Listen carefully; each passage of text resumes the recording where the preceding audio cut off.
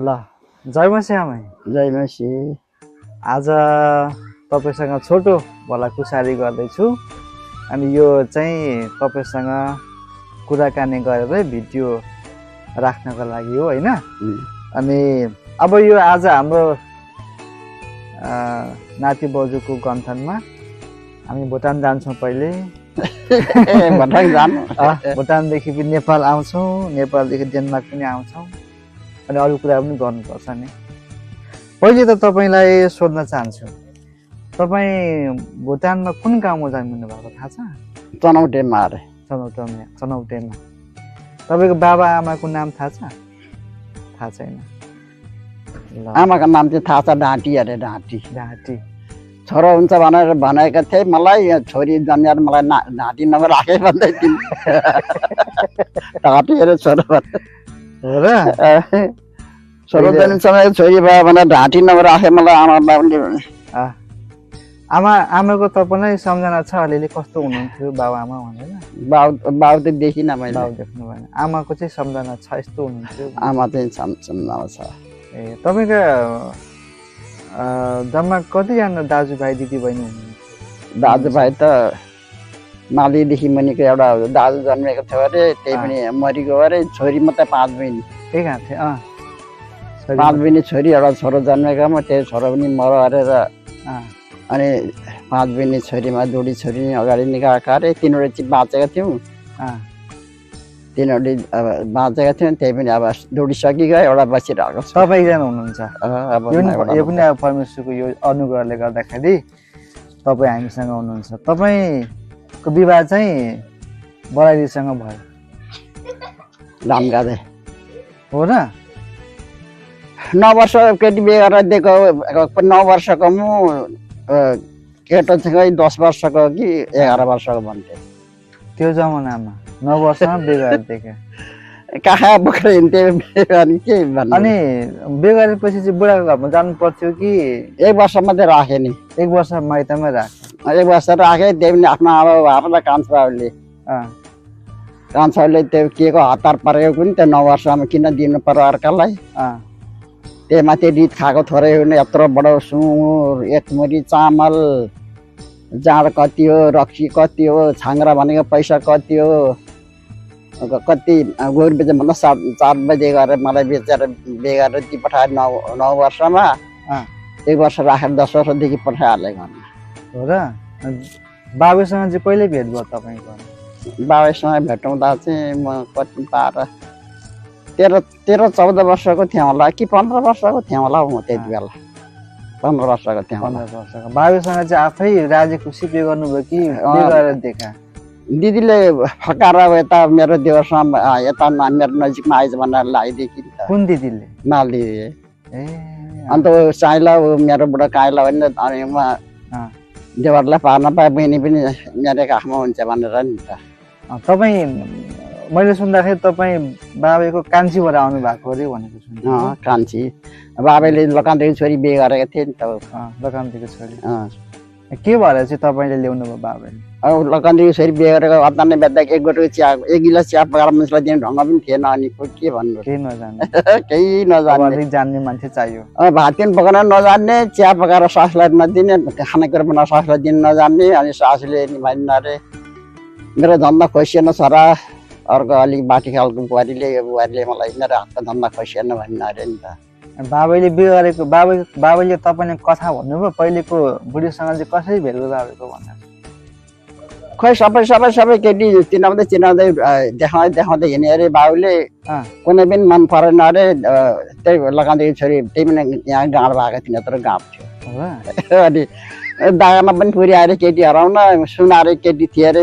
कानको सबै सुनको माल सुनको गहना बनाउने सुनारे केटी रहेछ अरे। यो मन पऱ्यो भन्दा त मन परेन भने अरे।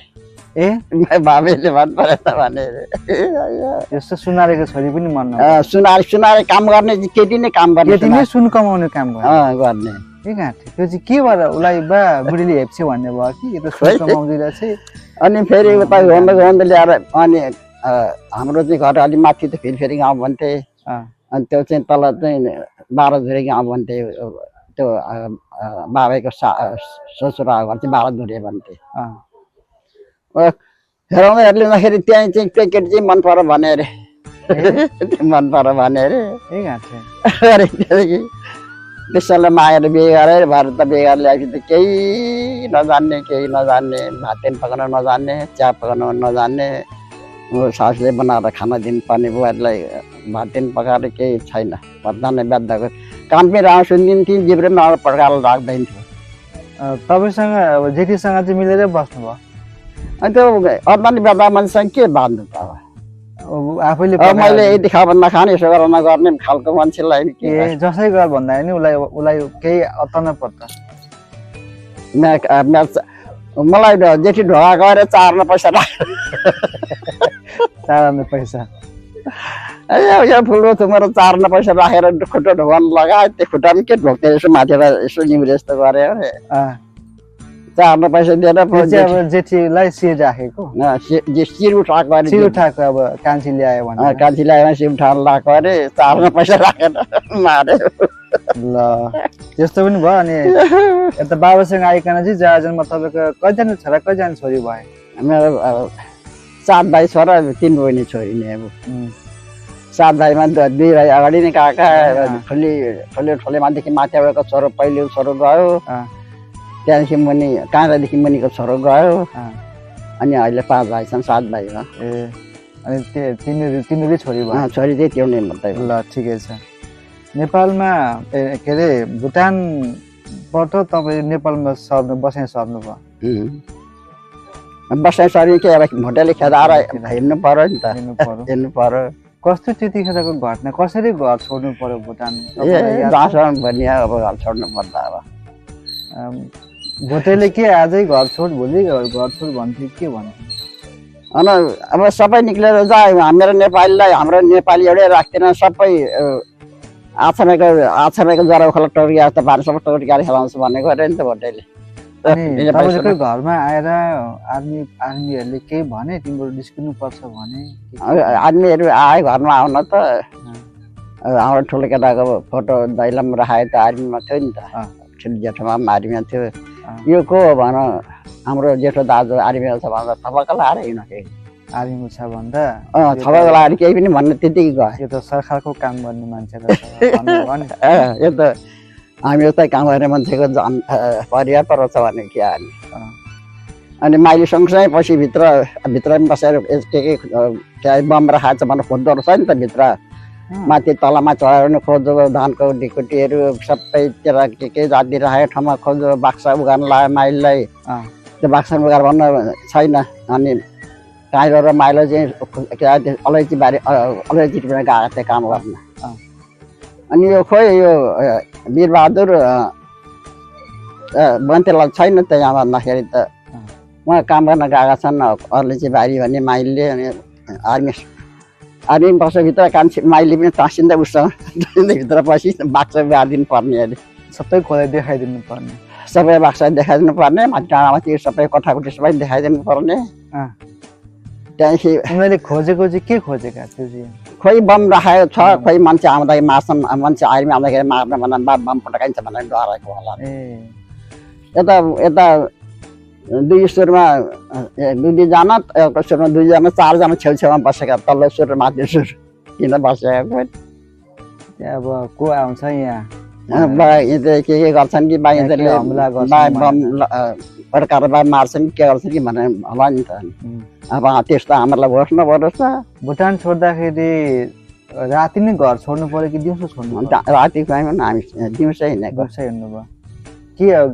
केमा बसमा केमा ट्रकमा केमा ट्याक्सीमा हामीले सबै सामान हालेर माथि पुलको बाटो घुमाएर उता आएको सेती खरे उहाँको घरको सामान सबै घरमै छोड्नु पर्यो कहाँ लिएर हिँड्नु भयो अब त्यही गर्ने ओछ्याउने पकाउने खाने त्यति हो के गाई बस्तु कुखुरा बाख्रा पनि थिए नि सबै अगाडि ट्याक्ट्री बेचिसक्यो सबै अब हिँडेको सबै मान्छे हिँडेको घर त हामी मात्रै थियौँ पछाडि आउने त हो र बोल खाल सबै हिँडिसकेको थियो यता बाहुन खाल सबै हिँडिसकेको थियो बाहुन मारेर हामी मात्रै थियौँ त्यहाँ बसेको त हो र अनि पछाडि हामी त्यहाँदेखि त्यतिखेर त साउने छ त्यो दाबीघरीमा गएर मानेको पो त तपाईँलाई याद छ भुटान चाहिँ किन छोड्नु पर्यो होला किन छोड्नु पर्यो भुटान भुटान छोड्नु खोइ के हो राजाको फोटो डढाइदियो अरे नि त हो नेपालीले नेपालीले त्यसो गर्नु हुँदैन थियो हुँदैन थियो अरे राजा फोटो डढाइदिने गर्दाखेरि नेपाली सबै टक्टिएर खेदाउने भनेको नि त हो र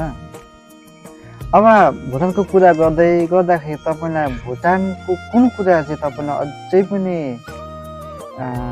याद आउँछ यो कुरा चाहिँ मैले कहिले बिर्सिन सकिनँ यो कुरा मैले भेटिनँ यहाँ त अथवा एउटा चिज लागेको कुरा भुटान सम्झिँदाखेरि तपाईँ के कुरा चाहिँ कहिले पनि बिर्सनु भुटान सम्झिँदाखेरि अब खानेकुरोहरू आफूले लगाएको खेती आफूले लगाएको सब्जीहरू सबै हालेर खाइन्थ्यो सबै त्यो बासी राखेर फ्रिजमा राखेर खानु पर्दैन थियो सबै बारीमा आफैले बनाएर गरेर खाइन्थ्यो नि त ताजा हुन्थ्यो अब खेत रोपेर मकै छरेर लगाएको हुँदैन थियो होला होइन युरिया लाउनु पर्दैन थियो गाईको मल थियो आफ्नैले हातले गरेर खाएको तुलफुल खानेकुरा चाहिँ तपाईँलाई अझै याद छ त्यो चाहिँ तपाईँले बिर्सनुहुन्न कहिले पनि मुला रोप्थेँ यस्तो आली उठाएर उब्जनेहरू यस्तो मुला रोप्थेँ लस्कर आली उठाएर सबै जन्ती बसेर नै परबाटै जन्ती बसेदै देखिन्थ्यो ठाडोमा पर्ने मुला कति सिन्की हाल्थेँ कति गुन्द्रुक हाल्थेँ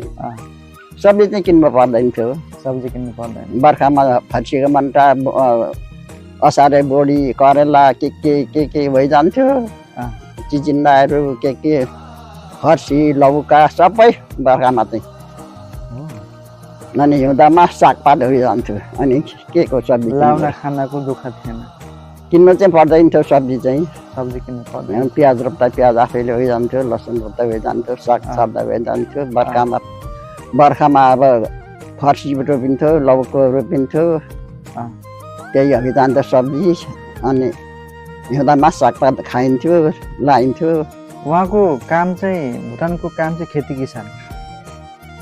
किसान पालै अब त्यो पहिले खेत रोपेर त्यहाँदेखि फेरि धान काटेर त्यहाँदेखि मकै छरेर जोतेर मकै छरेर फेरि खेतमा फेरि मकै छरेर पाकेपछि फेरि मकै भाँचेर फेरि खेत रोप्यो त्यहाँदेखि फेरि खेत रोपेपछि अनि फेरि त्यो धान पाकेर काट्यो फेरि बाँझा जोत्दा फेरि मकै छर्यो कामको चाहिँ कहिले हजाउँदैन काम त 12 मास थिए भने त्यति बिहान कतिखेर उठ्नु पर्थ्यो बिहान त अब हामी त भाले बाख्न पनि पाउँदैन थियो नि कति त गर्नु पर्थ्यो 3-4 बजे 5 बजे त उठिसकेको हुनुपर्छ 3 बजे नि उठ्नु पर्थ्यो नि सुँगुरलाई चारो पकाउनु पर्यो गोरुलाई खोले पकाउनु पर्यो गाईलाई खोले पकाउनु पर्यो अँधेरै उठेर गएर पानी ल्याउनु पर्यो घरले पनि अँधेरै घर लिप्नु पर्यो सबै आदि गर्ने काम उज्यालोभन्दा गरिसक्नु पर्यो उज्यालो भइसक्दाखेरि चाहिँ अनि उज्यालो भएपछि गोरु जोत्न हिँड्छन् मकै छर्ने छ कि के छ कि अनि त्यो हलीसँगै गयो डल्ला ठोक्नु हो कि दिउँसो खाजा खानु घरमै आउनु पर्थ्यो खेतबारीमै खाजा खानु खेतबारी नै घरमा बस्ने खाजा बनाउनु पर्यो अनि पुर्याउनु पर्यो काम गर्नु के पुऱ्याउँथ्यो खाजा चाहिँ अब जे छ त्यहाँ कि रोटीहरू हुन्थ्यो कि बासमतीहरू हुन्थ्यो कि भातै पकाएर हुन्थ्यो त्यस्तै खाजा कि रोटी हालेर दिनभरि खेतको काम सकेर मेला सकेर गाई बस्तु हेरिसकेर कतिखेर घर फर्किनु पर्थ्यो बेलुका त साँझ पर्दा मात्रै भेला हुनु पर्थ्यो नि उज्यालो हुन्जेल त पाखै काम गरे साँझमा सबै भेला भयो अनि बेलुकाको खाना अनि 5 बजीतिर चाहिँ भेला भएर अनि खाना बनाउनु ठिक पर्यो खानामा के खानुहुन्थ्यो भुटानमा अब मकैको सिजनमा बिहान खाजामा के खानुहुन्थ्यो त्यस्तै कहिले रोटी कहिले मकै पिठा भुटेर कहिले मकै भुटेको कहिले रोटी हालेको कहिले के खाजा हुन्थ्यो नि त दिउँसो चाहिँ खाजा दिउँसो पनि त्यस्तै चामलको भात चाहिँ बेलुका भात हुन्छ बिहान र बेलुका ए ल यो भुटानको कुरो भयो अब अर्को यो भुटानको कुरालाई हामी राख्छौँ अब अर्को भिडियोमा हामी नेपालको पनि कुरा गर्छौँ ल